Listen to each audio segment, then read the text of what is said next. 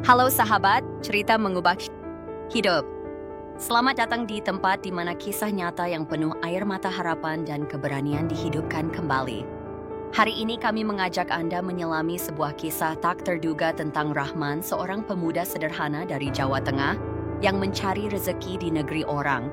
Namun tanpa disangka takdir membawanya pada perjalanan penuh dilema cinta terlarang dan pilihan-pilihan yang mengubah hidup selamanya. Bagaimana mungkin seorang buruh muda bisa mengguncang dunia seorang janda Arab kaya raya?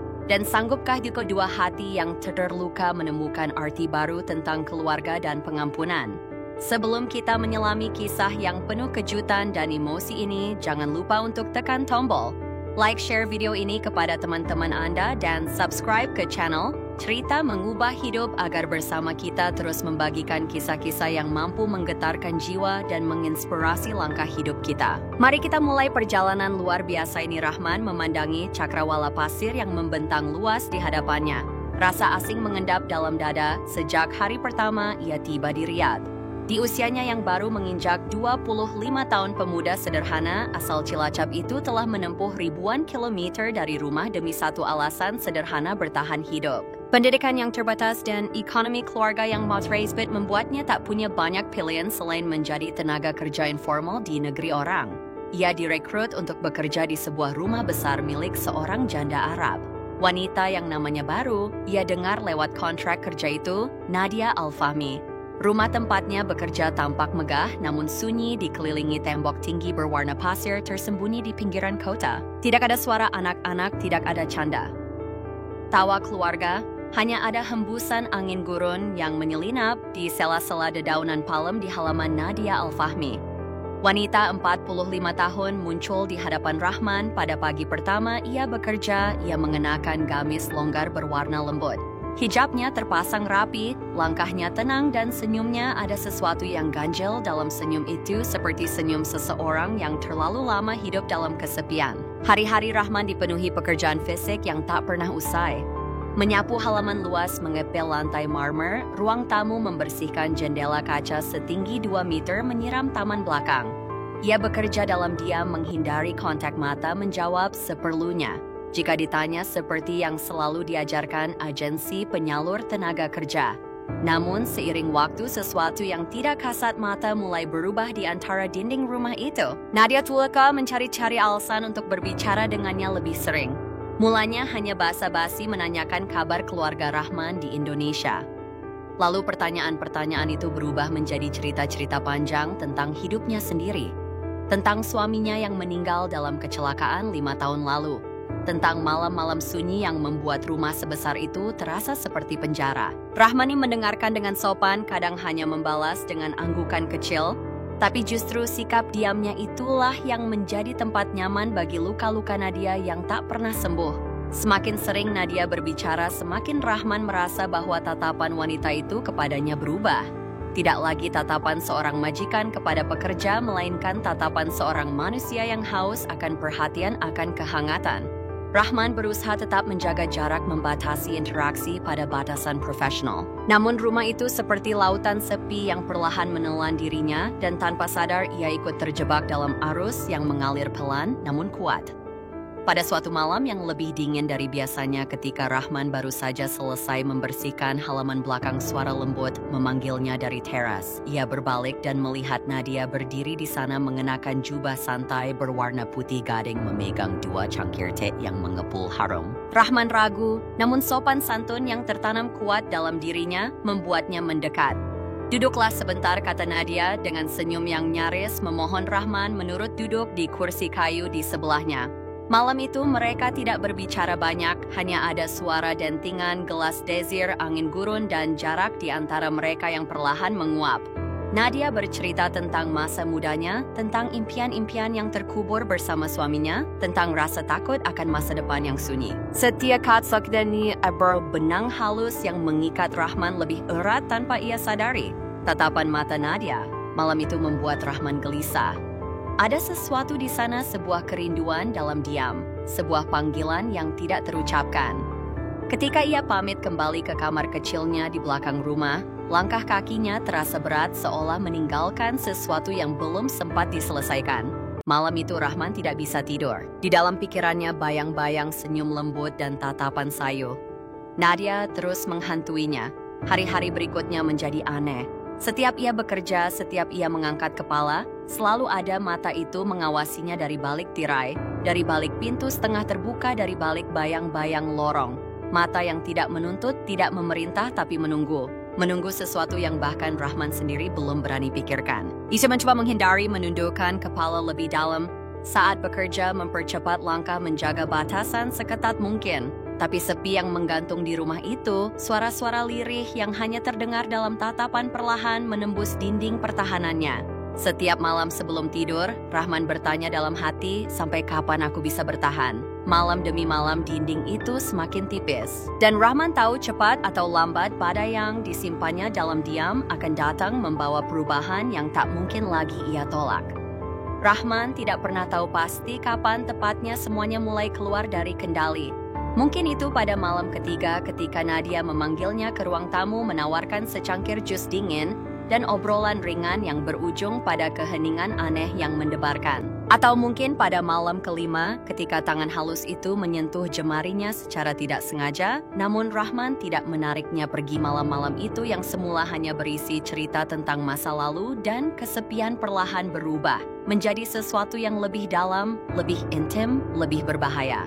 Pada akhirnya, semua pembatasan yang Rahman coba tegakkan runtuh dalam satu malam yang penuh dengan tatapan panjang isakan tertahan dan kebutuhan manusiawi yang tak mampu lagi mereka lawan. Setiap pagi setelahnya, Rahman bangun dengan rasa bersalah yang menusuk.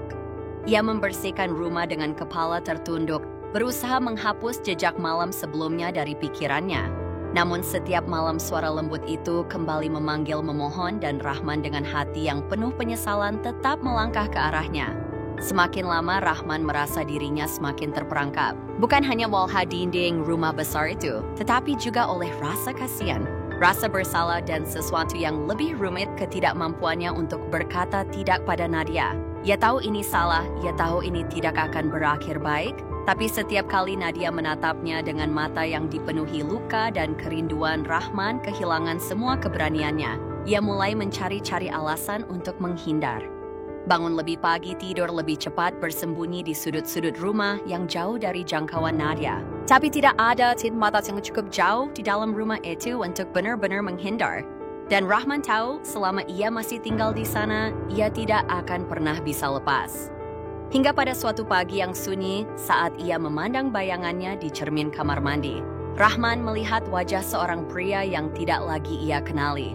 Mata itu yang dulu penuh harapan akan masa depan, lebih baik kini tampak kosong, lelah, dan dipenuhi ketakutan. Aku harus pergi, bisiknya pada dirinya sendiri, suaranya nyaris tak terdengar. Sebelum semuanya benar-benar hancur. Malam itu dengan tangan gemetar Rahman menulis sepucuk surat sederhana. Ia tidak berani berpamitan secara langsung. Ia tahu jika Nadia menatapnya, jika Nadia menangis, ia tidak akan sanggup pergi. Jadi ia memilih cara pengecut kabur sebelum Fajar meninggalkan segalanya di belakang. Dengan koper kecil berisi beberapa potong pakaian lusuh dan semua keberanian yang tersisa. Rahman naik taksi menuju bandara. Ia tidak berani menoleh ke belakang saat pesawat lepas landas meninggalkan gurun yang sunyi rumah besar itu dan semua kenangan pahit manis yang akan terus menghantui langkahnya. Di Riyadh, Nadia terbangun mendapati rumahnya kosong. Tidak ada suara langkah Rahman di halaman, tidak ada suara ember beradu di lantai marmer. Hanya secarik kertas kecil di meja dapur bertuliskan kata-kata singkat. Maaf, saya harus pulang. Saya takut menjadi beban. Terima kasih atas segalanya. Tangannya gemetar saat membaca surat itu, air mata mulai mengalir sebelum ia sempat menahan. Ia duduk terkulai di lantai dapur, memeluk kertas kecil itu erat-erat seolah bisa mengembalikan Rahman dengan memeluknya cukup keras. Hari-hari berlalu dalam kesunyian yang menyesakan. Nadia mengangkat beberapa waktu dengan duduk di ruang wasu memandang pintu yang tidak pernah lagi diketuk. Ia berjalan di taman belakang, menatap bangku kosong tempat Rahman biasa duduk setelah menyiram tanaman. Ia membuat 2 cangkir teh setiap sore lalu membiarkannya dingin tanpa disentuh. Namun rasa kehilangan itu hanyalah permulaan dari badai yang lebih besar. Beberapa minggu setelah kepergian Rahman, Nadia mulai merasa aneh dengan tubuhnya. Pagi-pagi, ia sering mual tubuhnya cepat lelah dan ada sesuatu yang berbeda dalam dirinya yang tidak bisa ia abaikan. Dengan jantung berdegup kencang, ia membeli alat tes kehamilan di sebuah apotek jauh dari rumah, berharap itu hanya ketakutan kosong. Namun kenyataan berkata lain, 2 garis merah muda yang muncul di alat itu menghantam Nadia seperti badai gurun. Ia terduduk di lantai kamar mandi, tubuhnya gemetar hebat. Air mata mengaburkan pandangannya. Ia mengusap perutnya. Perlahan, seolah belum percaya bahwa kehidupan baru tengah bertumbuh di dalam dirinya. Kehidupan yang seharusnya penuh sukacita, tapi kini terasa seperti hukuman. Dalam dunia tempat ia hidup seorang janda terpandang yang hamil tanpa suami adalah aib yang tak terampuni. Nama baik yang ia bangun selama bertahun-tahun akan runtuh seketika, ia bisa dikucilkan, dicemooh, bahkan diusir dari komunitasnya. Dan jika orang tahu bahwa ayah dari Bayet itu adalah seorang pembantu muda dari negeri asing, skandal itu akan lebih besar dari apapun yang pernah ia bayangkan. Hari-hari berikutnya Nadia mengurung diri. Isa menutup semua tirai rumah, memutus semua hubungan dengan dunia luar. Isa menolak pembantu yang biasanya datang membantu mematikan telepon rumah dan mengabaikan semua pesan yang masuk. Isa hanya berbaring di kamar memeluk perutnya yang perlahan mulai membuncit sambil bergulat dengan rasa takut, penyesalan, dan harapan yang bertentangan. Aku tidak bisa melahirkan anak ini di sini, bisiknya di tengah malam, matanya menatap kosong langit-langit kamar. Aku tidak bisa sendiri, aku harus mencari dia. Di tengah keputusasaan itu, Nadia membuat keputusan paling berani dan paling gila dalam hidupnya. Ia mengemasi dokumen penting, memesan tiket penerbangan ke Jakarta, dan dengan perut yang mulai membesar, ia meninggalkan tanah kelahirannya, meninggalkan seluruh masa lalu dan harga dirinya untuk satu tujuan, mencari Rahman. Ia tidak tahu apa yang akan ia temukan di ujung perjalanan itu. Isa tidak tahu apakah Rahman akan menerima dirinya dan anak ini. Tapi Nadia tahu satu hal dengan pasti, ia tidak akan membiarkan anak dalam kandungannya tumbuh tanpa ayah. Ia lebih segat menghadapi ribuan ketidakpastian di negeri asing daripada menunggu kehancuran dalam kesendirian pesawat yang membawa Nadia mendarat di Jakarta di bawah langit senja yang kelabu. Ia menatap keluar jendela dengan mata berat, merasakan seluruh dunia tampak asing dan luas.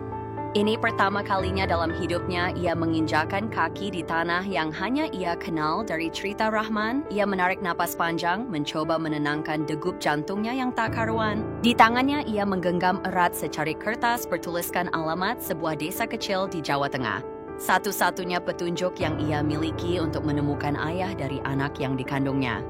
Perjalanan darat menuju desa itu terasa tak berkesudahan. 8 jam dalam mobil sewaan yang berguncang di atas jalanan berlubang melewati sawah-sawah luas, perkampungan sederhana, dan pasar-pasar kecil yang penuh hiruk-pikuk. Di setiap kilometer yang berlalu, rasa cemas dalam dada Nadia semakin menebal. Bagaimana jika Rahman sudah pindah? Bagaimana jika ia menolaknya? Bagaimana jika semua pengorbanan ini berakhir dengan penolakan yang menyakitkan? Ketika mobil akhirnya berhenti di sebuah jalan tanah kecil di pinggir sawah, Nadia merasa lututnya hampir tak sanggup menopang tubuhnya. Seorang bocah laki-laki yang bermain di pinggir jalan menatapnya dengan penasaran. Saat Nadia menyebut nama Rahman, bocah itu menunjuk ke sebuah rumah kayu sederhana di ujung jalan setengah tersembunyi di balik rumpun pisang. Napas Nadia tercekat saat ia melangkah menuju rumah itu. Di halaman yang berdebu, seorang pemuda kurus tengah menyapu dedaunan kering. Rambutnya lebih panjang dari yang Nadia ingat, tubuhnya lebih kurus. Namun saat ia mengangkat kepala, tak salah lagi itu Rahman. Waktu seolah berhenti. Mata Rahman membelalak saat melihat Nadia berdiri di hadapannya, tubuhnya yang tengah berbadan, dua wajahnya yang letih namun tetap memancarkan keanggunan yang pernah menggetarkan hatinya. Ember jatuh dari tangan Rahman membentur tanah dengan suara nyaring. Ia melangkah mundur seolah tidak percaya dengan apa yang dilihatnya. "Madam." Suaranya serak, hampir tak terdengar. Nadia tidak menjawab. Ia hanya berdiri di sana membiarkan air mata mengalir di pipinya. Tangannya perlahan bergerak memegang perutnya yang mulai membesar. Isyarat tanpa kata yang menghantam Rahman lebih keras daripada pukulan apapun. Rahman menggeleng berulang kali, tubuhnya gemetar hebat. Tidak, ini tidak mungkin. Ini tidak seharusnya terjadi. Nadia mengumpulkan semua keberanian yang tersisa dalam dirinya. Dengan suara yang hampir bergetar, ia berkata, "Aku datang bukan untuk mempermalukanmu, Rahman. Aku datang karena aku tidak bisa sendiri dan anak ini anak kita." Rahman terduduk di tanah, wajahnya tertutup kedua tangannya. Ia bergetar tak sanggup menatap Nadia. Pikiran-pikiran kacau berputar dalam kepalanya. Ia terlalu muda, ia belum siap, ia bahkan belum bisa memaafkan dirinya sendiri atas apa yang telah terjadi. Bagaimana mungkin ia bisa memikul tanggung jawab sebesar ini? Saya tidak bisa, madam. Saya bukan siapa-siapa. Saya bahkan malu menatap ibu saya sendiri. Bagaimana saya bisa bertanggung jawab atas ini? Nadia melangkah mendekat, berlutut di hadapan Rahman meski tubuhnya berat. Ia memegang bahu Rahman, memaksa pria muda itu menatap matanya. Aku tahu kamu takut, bisik Nadia. Aku juga takut. Tapi ini kenyataan kita, Rahman. Ini hidup kita. Kita tidak bisa terus berlari. Suasana di sekitar mereka sunyi, hanya terdengar desau angin sawah dan cicit burung petang yang kembali ke sarangnya. Warga desa yang lewat dari kejauhan hanya melirik tanpa berani mendekat, terlalu kaget melihat sosok wanita asing itu menangis di tanah desa mereka. Dalam keheningan itu, Rahman perlahan menurunkan tangannya. Ia menatap wajah Nadia yang dipenuhi air mata, lalu menatap perut wanita itu. Perut yang mengandung darah dagingnya sendiri. Saya akan bertanggung jawab, gumamnya, suaranya patah-patah. Bukan karena saya sudah siap, tapi karena saya tidak mau anak ini lahir tanpa ayah. Saya tidak ingin mengulangi kesalahan yang sama. Tangisan Nadia pecah kali ini bukan karena kesedihan, melainkan karena rasa syukur yang meledak dalam dirinya. Ia memeluk Rahman, pelukan yang bukan lagi antara majikan dan pekerja, bukan antara dua orang asing, melainkan antara dua jiwa yang sama-sama terluka. Sama-sama berusaha memperbaiki hidup mereka dari reruntuhan yang mereka ciptakan sendiri. Beberapa minggu kemudian, pernikahan sederhana digelar di mushola kecil di tengah desa. Tak ada pesta mewah, tak ada tamu-tamu kehormatan. Hanya akad sederhana, beberapa tetangga, beberapa kerabat jauh, dan doa-doa tulus yang mengalir dari bibir yang tak sepenuhnya memahami cerita rumit di balik pernikahan itu. Di hadapan penghulu dengan suara gemetar namun tegas, Rahman mengucapkan ijab kabul. Nadia yang mengenakan gamis sederhana berwarna krem mengangguk, pelan matanya basah oleh air mata bahagia. Hari itu, tanpa musik, tanpa gemerlap, dua jiwa yang pernah tersesat akhirnya menemukan jalan pulang. Mereka tahu jalan di depan tidak akan mudah. Ada banyak luka yang belum sembuh, ada banyak ketakutan yang masih membayangi. Tapi untuk pertama kalinya dalam hidup mereka, Rahman dan Nadia tidak lagi berjalan sendirian. Mereka punya satu sama lain, dan sebentar lagi mereka akan punya sesuatu yang jauh lebih besar, sebuah keluarga kecil yang lahir dari kesalahan, duka, keberanian, dan cinta. Beberapa minggu setelah pernikahan sederhana itu, Rahman dan Nadia memutuskan untuk kembali ke Arab Saudi. Keputusan itu tidak mudah, terutama bagi Rahman yang pernah bersumpah tidak akan menginjakan kaki di rumah itu lagi. Namun kini, ia kembali bukan sebagai buruh kecil yang penuh rasa bersalah, melainkan sebagai seorang suami dan calon ayah yang memikul tanggung jawab baru dalam hidupnya. Perjalanan kembali ke Riyadh terasa berbeda. Dari balik jendela pesawat, Rahman memandang gurun yang terbentang luas, tidak lagi dengan rasa takut, melainkan dengan tekad. Di sampingnya Nadia tertidur bersandar di bahunya.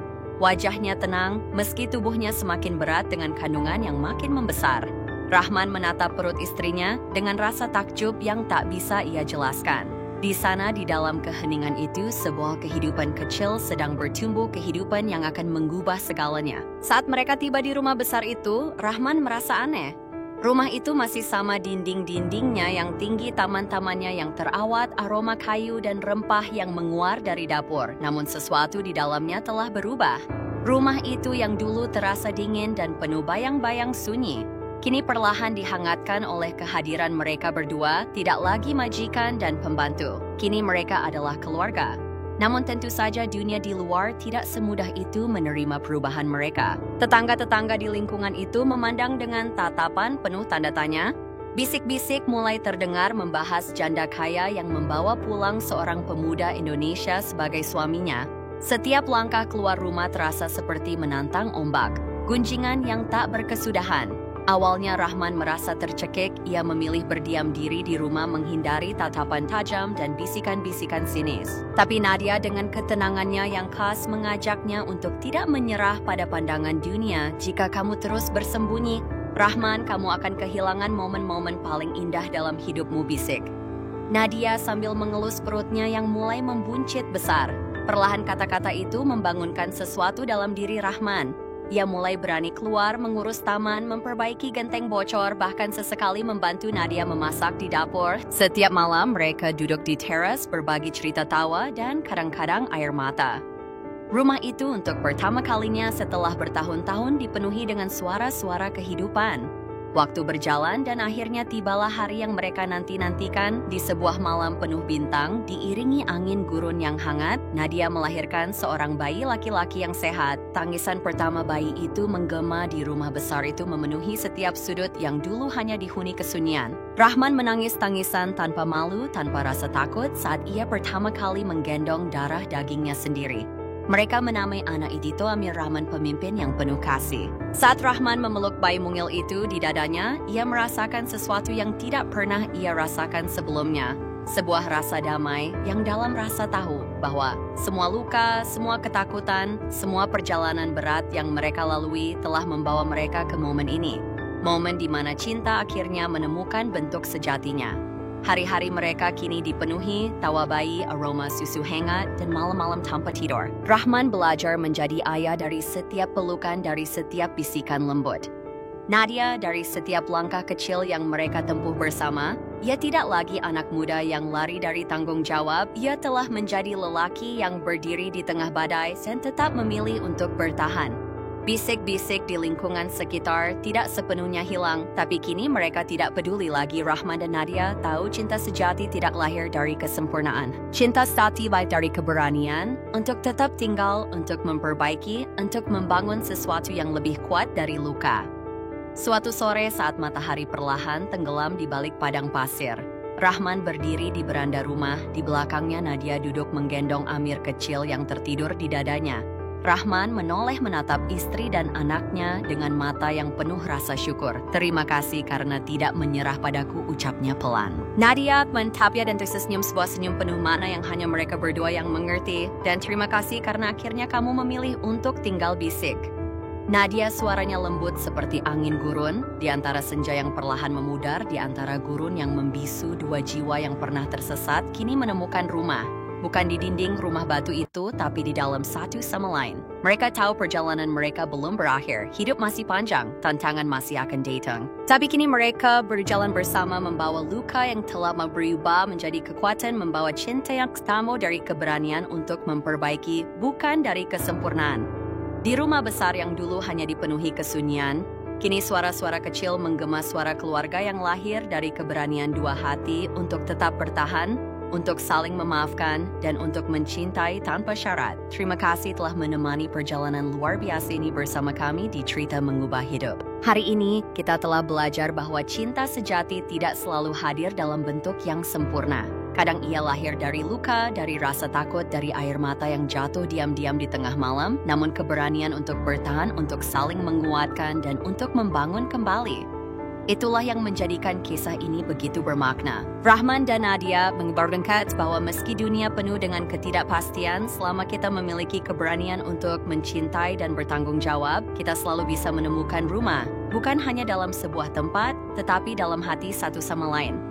Jika kisah ini menyentuh hati Anda, jangan lupa untuk like, share kepada orang-orang terdekat Anda, dan subscribe ke channel Cerita Mengubah Hidup. Karena bersama kita bisa terus menyalakan cahaya harapan di tengah dunia yang terkadang gelap.